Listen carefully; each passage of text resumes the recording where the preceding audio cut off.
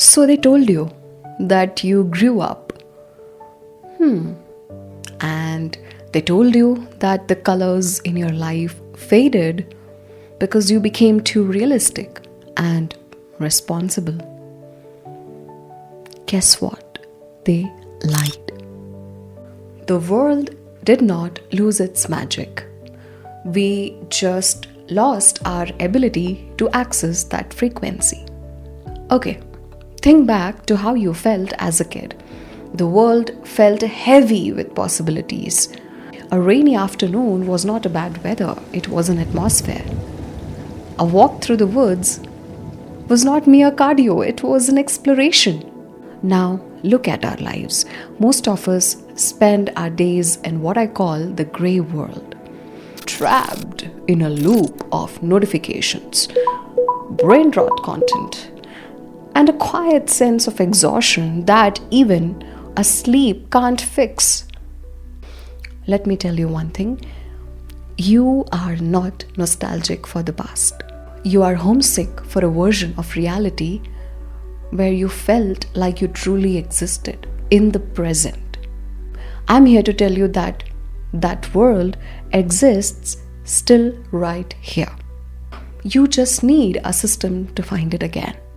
Why did the world turn grey? It's because we stopped being creators and became consumers. We traded deep focus for dopamine hits.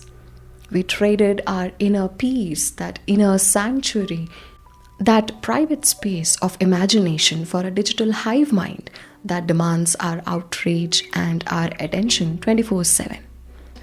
But the sweet ache you feel when you see something beautiful is a proof that the connection is not broken. It's a signal. Today I'm going to share with you my 3-step protocol to bridge that childhood wonder with your adult productivity. If you want to see the colors, you have to be intentional. And here is the work. Step 1.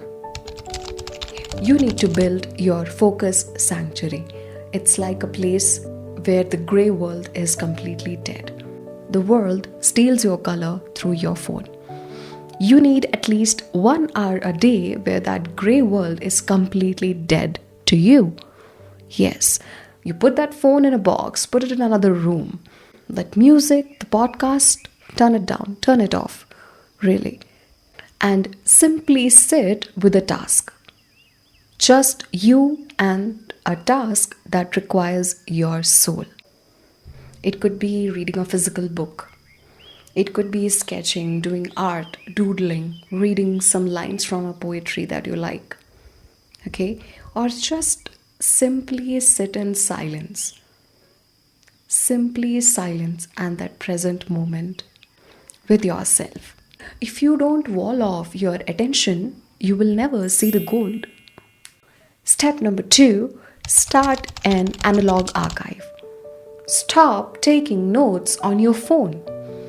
Buy a high quality journal. Seriously. Start writing, these fingers. Use these fingers. Start writing, literal writing. When you write by your hand, you slow your brain down to a special speed, special frequency that calms your nervous system down. Try it. And our life is not so boring like we think it is.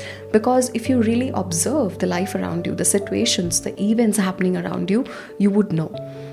Start noticing the patterns of events happening around you. Let's say you wake up and you start seeing a particular color, again and again throughout the day. Take your notes, put it down in that piece of paper, write it there. Let's say if you're noticing a number, angel numbers, if you see some numbers, note it down. For what? Just for the sake of it, just for the fun. Okay? Try to see how many times you saw a particular car. Take a note when a particular piece of poetry hits you, or that particular song that came on the radio out of nowhere really reminded you of a moment. Take a note, write it down. By noticing these subtle patterns and romanticizing it in your own way, you're training your brain to see the colors around you. And you're training your brain to see that the beauty still exists in these details again. Step number 3, intentional play. Yeah, as adults, we only do things for results. For example, we work for money, we exercise for health, and so on. But as kids, we simply just did few things because it was fun and you loved the feeling while you were doing it. Reintroduce one activity in your life that has zero utility. Do it because it feels like the world you remember, just for the sake of fun.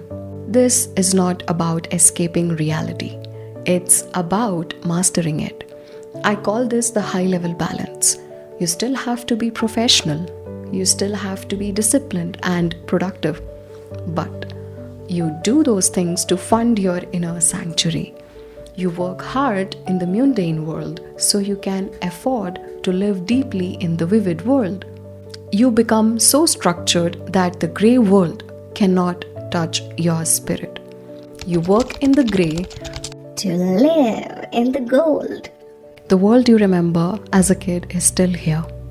It's in the silence between your notifications, in the texture of the paper under your pen. It's waiting for you to be brave enough to look away from the noise. You can build a system to stay in this frequency while you're building your life and your brand. It's about being a sovereign over your own mind, nothing else. Now that you're officially here with me till the end of this video, I would like to say welcome to a more vivid way of living. The ink is wet. Your life is waiting. Let's begin. Reclaim your color.